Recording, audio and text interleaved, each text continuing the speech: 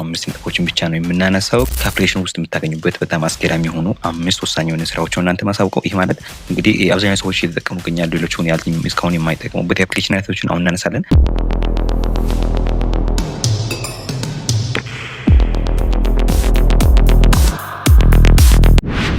ሰላም እንደምን አላችሁ ውድና የተከበራችሁ ዩቲዩብ ቻናል ተከታታዮች፣ ዛሬ ደግሞ በጣም አነጋጋሪ በሆነ ቴሌብር ሱፐር አፕ ውስጥ ተካተተ አስገራሚ የሆነ ስራ ይዤላችሁ ነው የመጣሁት። ከዛ ውስጥ ደግሞ ወሳኝ የሆኑ አምስት ነጥቦችን ብቻ ነው የምናነሳው። ከዛ ውስጥ እንግዲህ አንደኛው ሳብ ከሌላኛው ሳብ ጋር የተገናኘ ቢሆንም ግን የራሱን የቻለ ፕላትፎርም አፑን ከፍታችሁ ከገባችሁ በኋላ ከአፕሊኬሽኑ ውስጥ የምታገኙበት በጣም አስገራሚ የሆኑ አምስት ወሳኝ የሆነ ስራዎችን እናንተ ማሳውቀው። ይህ ማለት እንግዲህ አብዛኛው ሰዎች እየተጠቀሙ ይገኛሉ። ሌሎቹን እስካሁን የማይጠቀሙበት የአፕሊኬሽን አይነቶችን አሁን እናነሳለን።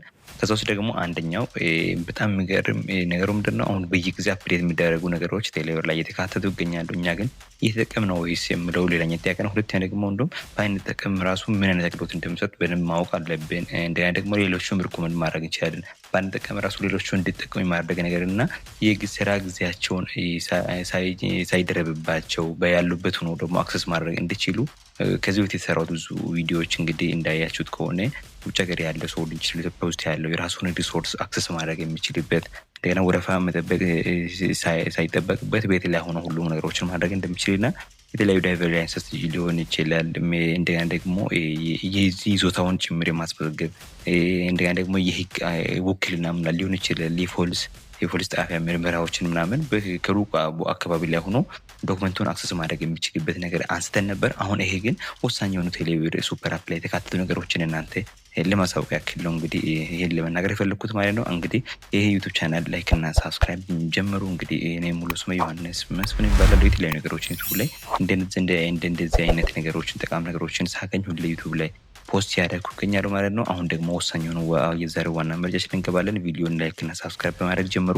ቀጥታ ወደ ሀሳቡ እንገባለን። እንግዲህ የብዙዎቹ መናገር የሆነ ስለ ቴሌብር ሱፐር አፕ ነው። እንግዲህ አምስት ድብቅ የሆኑ ምስጢሮች ነው እናነሳው ማለት ነው። ቴሌብር እንግዲህ ለስልክ ካርድ ያን ለገንዘብ ማስተላለፊያ ብቻ ነው የምንጠቀምበት ወይስ የራሱ ብዙ እያመለጣችሁ ነው? ይህ መተግበሪያ እንግዲህ ለየት የሚያደርጉት ነገሮች ብዙ ሰዎች ትኩረት ያልሰጣቸው አምስት ምርጥ አገልግሎቶችን አሁን የምነግራቸው ያለው ማለት ነው። አንደኛ እንግዲህ የቴሌብር ከፋ የሚባል ነው። የቴሌብር ከፋ የሚባለው እንግዲህ አሁን ግዛ በኋላ ክፈል የሚል አማራጭ የሚሰጥ ነው ማለት ነው። ይሄ ማለት አሁን ግዝተን በኋላ የምንከፍልበት አማራጭ ማለት ነው። አንድ ነገር ለምሳሌ መግዛት ከፈለጋችሁ ግን በእጃችሁ ላይ በቂ ገንዘብ ከሌለ የቴሌብር ከፋ አገልግሎት በመጠቀም አሁን ገዝታችሁ ክፍያውን በየደረጃ ኢንስቶልመንት በኋላ መክፈል ትችላላችሁ የሚል አማራጭ እንግዲህ ለገበያ በጣም ጠቃሚ አማራጮችን አመጥተዋል ማለት ነው። ይሄ እንግዲህ አሁን የሆነ ነገር ከገዛችሁ በኋላ ወደ በኋላ የምትከፍሉበትን አማራጭ የሚሰጡበት አሁን ግዛ በኋላ ክፍል የሚል ኦፕሽን ያለበት ነው ማለት ነው።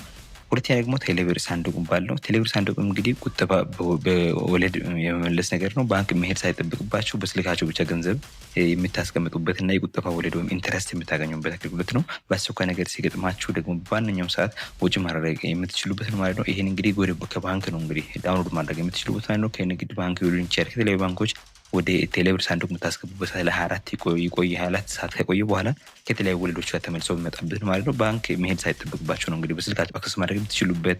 እንግዲህ የቁጠባዎች እንግዲህ በየሰዓቱ ወለድ አላቸው። ምክንያቱም ቴሌብር ራሱ ሌላ ሰው እያስበደረ ስለሆነ ያን ወለድ የቆየበት ደቂቃ ወይ የቆየበት ሰዓት አሰልተው የመባስተው የማስገባት ኦፕሽን አለው ማለት ነው። ከዛ ወጥ ደግሞ ሶስት ላይ እንግዲህ ቴሌብር መላጣ ባለው ቴሌብር መላጣ ባለው እንግዲህ ትራፊክ ቅጣት ክፍያ አሽከርካሪዎች የትራፊክ ቅጣት ሲገጥማቸው በፈረቃ ስራ ማቋረጥ ወይም ረጅም ሰልፍ መቆም የለባቸውም በሚል አማራጭ ይመጣል ማለት ነው። ይሄ ማለት እንግዲህ በቴሌብር መተግበሪያ ውስጥ የቅጣት ወረቀቱን ቁጥር ያስገባሉ ማለት ነው። በማስገባት እንግዲህ ሰከንድ ሳይሞላ ቅጣቱን መክፈል የሚችሉበት ኦፕሽን ነው ማለት ነው። በቴሌብር መላጣ የሚባል ትራፊክ ቅጣቶችን የሚቀጡበት ሰዓት ላይ ያን ቀን ጠብቆ የመሄድ እንደገና ደግሞ ወረፋ የመጠበቅ ሳይጠበቅባቸው በቴሌብር መተግበሪያ ውስጥ ገብተው ወረቀቷን ቲኬት ነምበሯን ወረቀቷ ላይ ያለችውን ቲኬት ነምበር ወይም ቁጥሯን በማስገባት አክሰስ ማድረግ የሚችሉበትና ያ መክፈል ያለባቸውን ቅጣት ከፍለው መትረፍ የሚችሉበት አማራጭ ነው ማለት ነው። ሌላኛው እንግዲህ አራተኛ እንግዲህ ቲኬቶችና የሲኒማ ቲኬቶችን መክፈል ማለት ነው።